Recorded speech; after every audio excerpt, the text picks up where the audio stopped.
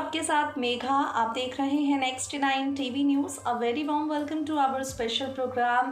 Finally जिस रिश्ते को अनुपमा वनराज ने 25 सालों तक संभाले रखा। दरअसल अनुपमा वनराज नहीं, सिर्फ अनुपमा, क्योंकि इस रिश्ते में वनराज तो थे ही नहीं। वनराज तो काव्या के साथ थे। घर को, परिवार को, रिश्तों को, शादी को, इन सबको तो अनुपमा संभाल रही थी अपने सपनों की आहुति देकर। 25 साल पुराना ये रिश्ता टूट चुका है। अनुपमा वनराज का सेपरेशन हो चुका है। लीला पाखी की आंखों से आंसू बह रहे हैं। भाई लीला काव्या के पास गई थी। लीला ने काव्या से कहा कि मैं अनुपमा से प्यार करती हूँ और अनुपमा को ही बहू मानती हूँ। अब तूने अनुपमा वनराज का तलाक तो करवा दिया, लेकिन अनुपमा को हमसे दूर करने की कोशिश बिल्कुल मत करना। लीला ने काव्या से साफ तौर पर कह दिया है। अनुपमा को हम सबकी जिंदगी से बाहर करने की कोशिश भी मत करना। अब काव्या सोच रही है करे तो क्या करे। भाई काव्या को इंतजार है, बस ये तलाक हो जाए और वीर उसका हो जाए। वनराज काव्या के होंगे या नहीं ये तो हमें नहीं पता, क्योंकि पाखी एक बड़ा खेल खेलने वाली है। पाखी ने अपने मम्मी पापा का डाइवोर्स तो नहीं रोका, डाइवोर्स रोक नहीं पाई, सारी कोशिशों पर पानी फिर गया। लेकिन पाखी आगे आने वाले एपिसोड में पूरी कोशिश करने वाली है कि काव्या शाह हाउस में ना आए। पाखी और लीला की कोशिशें भले ही हार गई हों, लेकिन पाखी अपनी एक्स बेस्टी यानी काव्या को जीतते हुए भी नहीं देखना चाहती। काव्या को हराने के लिए पाखी एक प्लान बनाने वाली है और खुद ही फंसने वाली है। पाखी का प्लान अनुपमा वनराज को नई मुसीबत में लेकर जाने वाला है। पाखी के प्लान के चलते तलाक के बाद भी अनुपमा और वनराज को चैन सुकून दोनों नहीं मिलने वाला है। पाखी के प्लान के चलते अनुराज को नई मुसीबतों का सामना करना पड़ेगा। अब ये मुसीबतें क्या होंगी? पाखी आखिर ऐसा करने क्या वाली है? नादान पाखी काव्या को हराने के लिए अपनी जान को मुसीबत में डाल के अनुपमा वनराज को कैसे परेशान करेगी, सुनिए जरा। हो गया है अनुपमा और वनराज का तलाक। अनुपमा वनराज की राहें एक दूजे से अलग हो गई हैं, लेकिन आपको बता दें, इनके बच्चे आज भी इन्हें जोड़ने के लिए मजबूत कड़ी बने हैं। भाई पारितोष और समर तो समझदार हैं। पारितोष और समर तो सारी चीज़ों से आगे बढ़ चुके हैं। समर पारितोष तो चाहते हैं तलाक के बाद ही सही, लेकिन उनके मम्मी पापा बिल्कुल ठीक रहें और खुश रहें। लेकिन पाखी इस डाइवोर्स को एक्सेप्ट नहीं कर पा रही है। जी हाँ, पाखी वनराज और अनुपमा के तलाक को बिल्कुल एक्सेप्ट नहीं कर पा रही है और आगे भी नहीं कर पाएगी। इस डाइवोर्स के बाद पाखी लीला से साफ तौर पर कह देगी, मम्मी पापा ने डाइवोर्स तो ले लिया, लेकिन मैं मम्मी और पापा के बाद काव्या को इस घर में कभी एक्सेप्ट नहीं कर पाऊंगी। जी हाँ, पाखी साफ तौर पर कह देगी लीला से, मैं मम्मी पापा की जगह और किसी को नहीं दे पाऊंगी। अगर ये सोच कर बैठी है काव्या कि वो पापा से शादी कर लेगी और हम यहाँ पर उसे एक्सेप्ट कर लेंगे, तो वो काफ़ी ज़्यादा गलत है।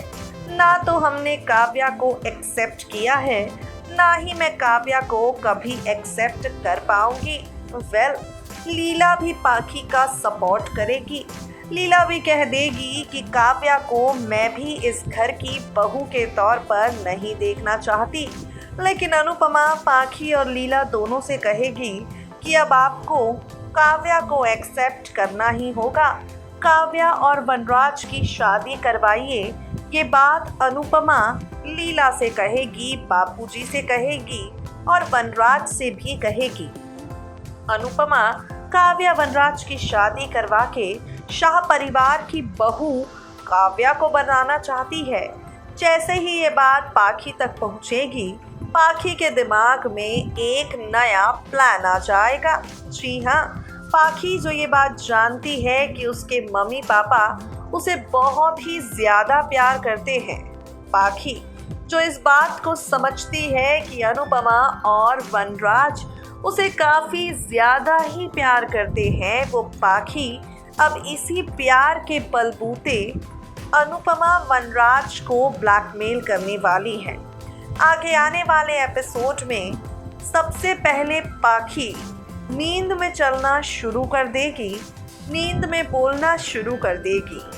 पाखी को डॉक्टर अद्वित के पास अनुपमा वनराज लेकर जाएंगे और डॉक्टर अद्वित बताएंगे अनुपमा वनराज को कि पाखी को ये जो सिम्टम्स हैं वो सिम्टम्स दरअसल डिप्रेशन के हैं। अनुपमा और वनराज को डॉक्टर अद्वित बताएंगे कि पाखी डिप्रेशन का शिकार हो गई है और अगर उसकी हालत ऐसे ही रही तो पाखी काफ़ी ज़्यादा बड़ी प्रॉब्लम्स में फंस सकती है। अनुपमा और वनराज पाखी की हालत को लेकर काफ़ी ज़्यादा ही परेशान हो जाएंगे। भाई एक बार तो नींद में चलती चलती पाखी का एक्सीडेंट भी होने वाला होगा। इसके बाद अनुपमा वनराज करेंगे फैसला, चाहे दुनिया यहाँ की वहाँ हो जाए, फिलहाल पाखी का ख्याल रखना उनकी पहली और आखिरी प्रायोरिटी है। वनराज कह देगा अनुपमा से, तुम्हारी जिद के बलबूते हमने डाइवोर्स तो ले लिया, लेकिन तुम्हारी जिद के बलबूते मैं अभी काव्या के साथ शादी नहीं करूँगा। मैं अभी काव्या के साथ शादी करने के बारे में सोच भी नहीं रहा हूँ। वनराज कह देगा साफ साफ अनुपमा से, अभी काव्या के साथ शादी करना नहीं, पाखी के साथ रहना मेरी प्रायोरिटी है।